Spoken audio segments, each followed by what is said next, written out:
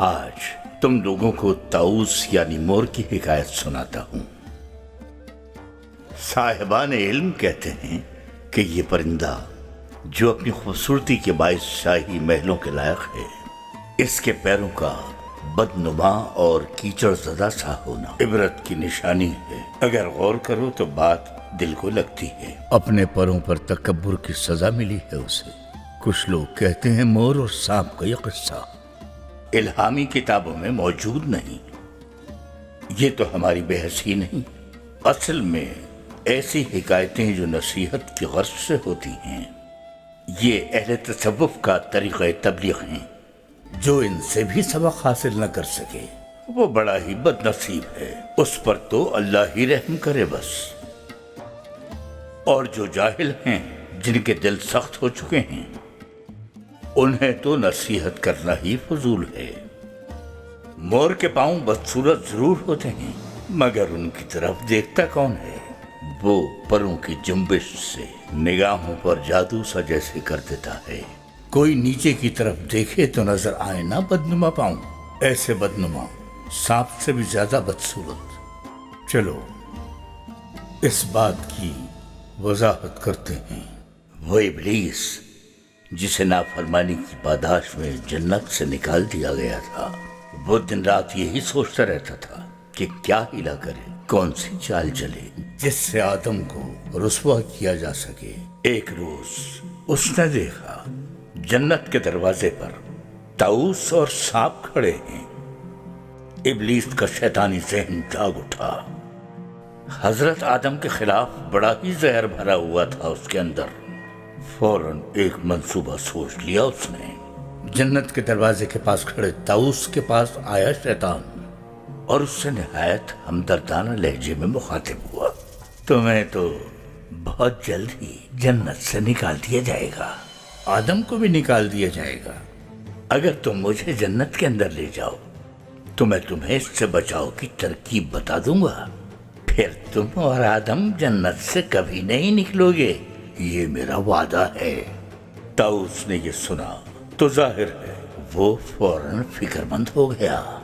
سر جھکا کر کچھ سوچا اور پھر ابلیس سے بولا، تمہاری بات میرے دل کو لگتی ہے، مگر میں تمہیں اندر کیسے لے کے جاؤں گا؟ کافی سوچنے پر بھی مجھے تو کوئی راستہ سمجھ نہیں آ رہا۔ کیسے لے جا سکتا ہوں جنت کے محافظوں سے آنکھ بچا کر تمہیں اندر؟ ابلیس نے کیا کیا جانتے ہو؟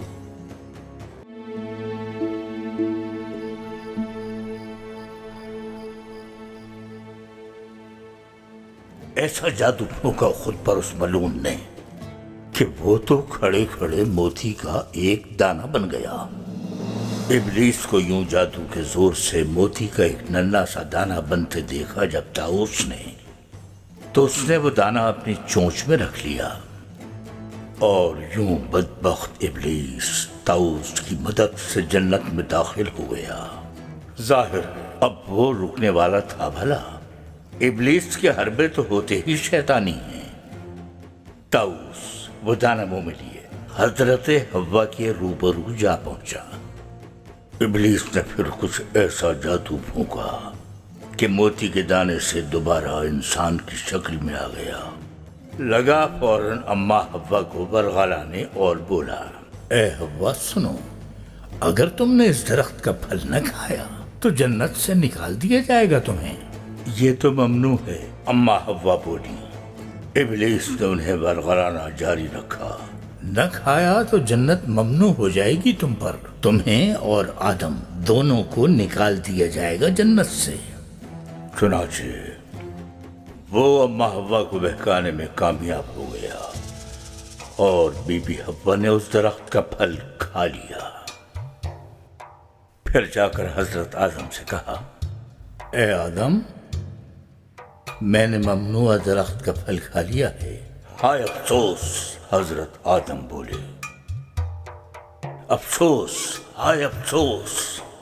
طاؤس کو اپنی آنکھوں پر یقین نہیں آ رہا تھا کہ ابلیس کی ایک بات کیسے پوری ہو سکتی ہے۔ مگر عین اس وقت جب طاؤس اپنی دانست میں جنت میں ہمیشہ ہمیشہ رہنے کے خواب دیکھ رہا تھا، ابلیس اپنی ابلیسیت کا جادو چلا چکا تھا۔ حوا اور آدم طاؤس کی چونچ میں دبے موتی کا روپ دھار کر جنت میں داخل ہونے والے ابلیس کی عیاری سے اپنی سزا کے طور پر جنت سے نکال دیے گئے، ساتھ ہی طاؤس کا ساتھ دینے والے سانپ کو بھی جنت سے نکال دیا گیا۔ اس طرح طاؤس، آدم، حوا اور سانپ جنت سماوی سے نکل کر اس دنیا کے مشکل گدھے میں آ گئے، تو ہر کسی کو فریب دینا طاؤس کی فطرت ٹھہری۔ جو آنکھ بھی اس کے رنگ رنگ پروں کی جادوگری کو دیکھتی ہے تو وہ بے خود ہو جاتی ہے اور پھر اسے اپنی جنت سے نکلنا پڑتا ہے۔ اس کی چمک دمک سے متاثر ہو جانے والے اس کی چونچ میں موجود ابلیس بن جاتے ہیں۔ تو بھائیو، یہ طاؤس جو ہے ایسا ہی پرندہ ہے، احمقانہ امید اور غافلوں کے لیے بھٹکنے کے لیے تیار لوگوں کو بہکا دیتا ہے۔ دیکھو نا، ایسے درخت کا پھل کھا لیا جو ممنوع تھا۔ اما حوا اور آدم سے وہی کام سرزد ہو گیا جس سے منع کیا گیا تھا۔ کہتے ہیں وہ پھل گندم تھا۔ اچھا، تو پھر اس گندم کا کیا ہوا؟ ہمیشہ کے لیے دنیا میں رہے گا وہ۔ نفس کو جو طلب ہوتی ہے وہ ہے گندم کی۔ گندم کی دھن میں جو لگ جائے گا وہ طاؤس کی مانند ہو جائے گا۔